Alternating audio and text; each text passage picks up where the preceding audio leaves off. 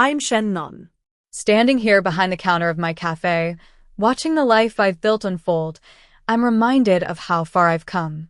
It all seems like a distant dream now, but the journey was filled with pain, betrayal, and ultimately, redemption.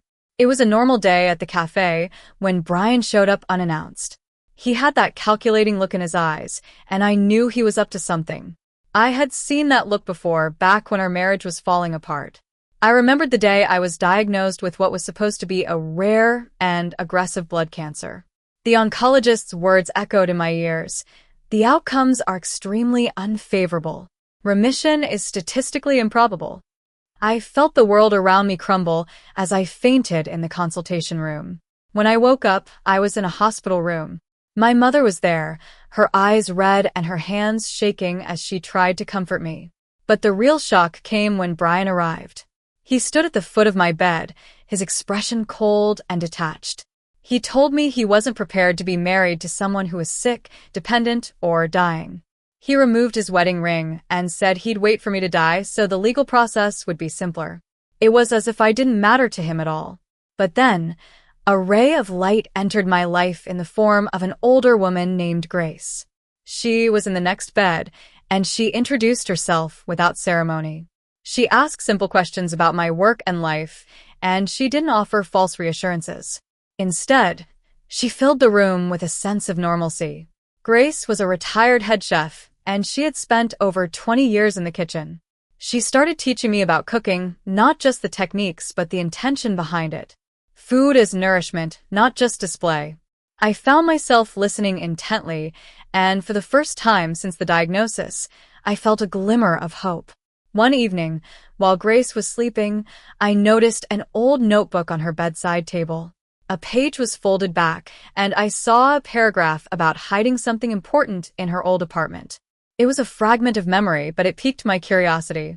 Grace noticed that I wasn't behaving like someone at the end of life. She was right.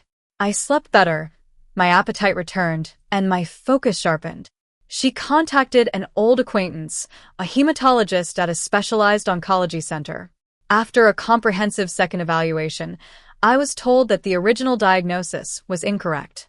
I had a rare viral condition that mimicked the symptoms of blood cancer, and it was treatable.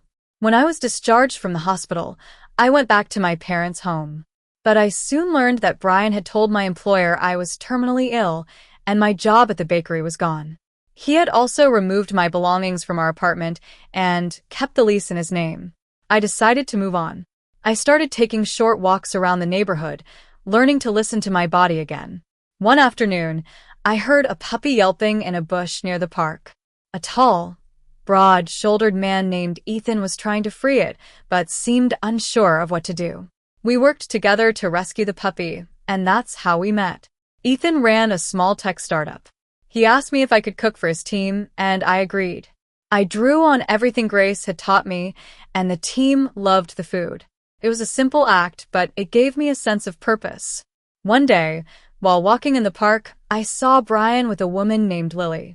He froze when he saw me, and I could see the shock turn into calculation in his eyes. He thought I must have money or access to resources because I was alive. Lily, on the other hand, noticed Brian's change in behavior.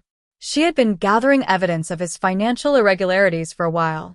When she found out she was pregnant, Brian's reaction was cold and practical. He suggested termination, and when Lily refused, their relationship fell apart. Brian became increasingly desperate. He planted a listening device in my cafe, hoping to find out about my supposed hidden money. I knew what he was up to, so I staged a conversation about a large inheritance. He took the bait and showed up at the cafe, making a scene. My mother-in-law, Helen, was there. She had seen Brian's true colors over the years. She stood up to him and told him that he didn't deserve to be her son. She had revised her will, redirecting all the assets intended for him to his child. Lily also presented the evidence of his financial misdeeds, and within weeks, he was suspended, then dismissed from his job. Now, as I look around my cafe, I see the fruits of my labor. Grace is here when she feels strong enough, guiding the kitchen with her experience. Ethan is by my side, and we've grown closer over time. Samuel, Grace's son, and his daughter are part of our little family. The cafe is a place where people come to relax, to enjoy good food, and to have conversations. It's a space built on care, not ambition. I've learned that dignity comes from choosing myself when it matters most. I'm no longer defined by who abandoned me at my weakest. I've found freedom and a new beginning. It all started 15 years ago when I graduated at the top of my class. I had offers from big companies, but I chose to return to my hometown and work at a small bakery. My mother was disappointed, but my father and grandparents supported me. They told me that work done with purpose carried dignity, no matter how small it seemed. I worked hard at the bakery, starting from the bottom and gradually moving up. I was dependable, and I never sought attention. I just loved making people's days a little brighter with my baked goods. Then I met Brian. He was ambitious, always talking about his plans and promotions. He seemed to admire my steadiness, but looking back, I realized he only saw me as a part of the image he was building for himself. Our marriage was filled with distance. He was always focused on his career, and we rarely talked about our future. When I started feeling sick, I didn't tell him at first. I tried to handle it on my own, but the symptoms got worse. Finally, I went to the doctor, and that's when my world turned upside down. But through it all, I've learned that silence can be a form of power. I didn't confront Brian when he betrayed me. I chose to focus on my recovery and rebuilding my life. And in the end, justice was served, not through revenge, but through truth and courage.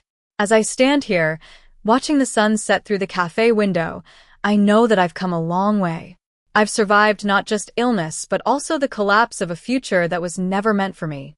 And I'm ready to embrace the new chapter of my life with open arms.